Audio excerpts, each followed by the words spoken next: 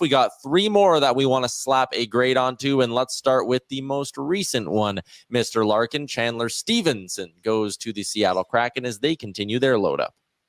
Yes, Chandler Stevenson, how you feel on that one, it sort of depends on how you see where the Kraken are in their timeline. It's very similar to what I said about the Brandon Montour signing. Chandler Stevenson, he's really fast. He's a Stanley Cup winner. He can play center or the wing. You can put him anywhere in the top 9. But here in Seattle, it's probably going to be a lot higher in the lineup. Puts a lot of pressure on a guy who, to me, his offense has been sort of a bonus. It's not like you can rely on this player to be a 70-point guy. And I understand this is clearly what you had to bid to get him. There was a lot of competition for Chandler Stevenson, but I don't love the fit in Seattle specifically because I still think this is a team that needs to get worse to get better. It doesn't fit for me, so it's a C, even though I like the player on Chandler Stevenson. Victor Arvidsson is a guy, and I've made this comment a couple of times, but obviously very familiar with the Edmonton Oilers from their Pacific Division battles over the last number of years. He comes to Edmonton, and he was on your value board.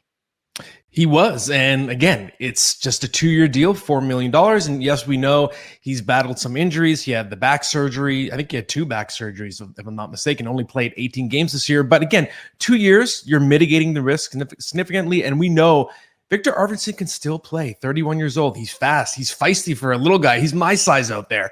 But he's still really effective. You can move him up and down that lineup. I think he's someone who you might see get a look on the right wing, whether it's with McDavid or Draisaitl. He's going to be in that top 9. And I just like the fact that it's just 2 years. It's not risky at all. He still has plenty of upside. So it's an A- for me for Victor Arvidsson. Another name that was on your value board, Matt Roy, winds up in Washington. Give me your grade on Roy, and also, because I think it's such an interesting situation, give me your thoughts on what Washington's doing as a whole here. Yeah, so Matt Roy, obviously, he's someone that I like. I think he's one of the most underrated defensive defensemen in the league, and he was really good for the Kings penalty kill. He's a right shot, so I love the fit on most teams.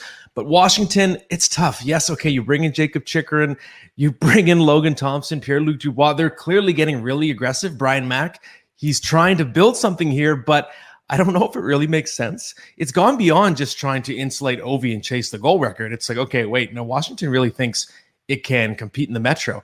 And I don't know if it can. I think you're sort of dooming this franchise to spend many more years in the murky middle. So I don't know. I give Roy a B, even though I think he's going to be really effective for them. And it's going to take a lot of heat off John Carlson, who sort of past his prime and was doing a lot of heavy lifting there in Washington. So B signing, A player, if that makes sense. B grade to wrap it up. Larkin, appreciate you popping on throughout today's show and look forward to your continued coverage on Daily Faceoff. Thanks, buddy. Watch for the winners and losers on Daily Faceoff tonight, coming from yours truly.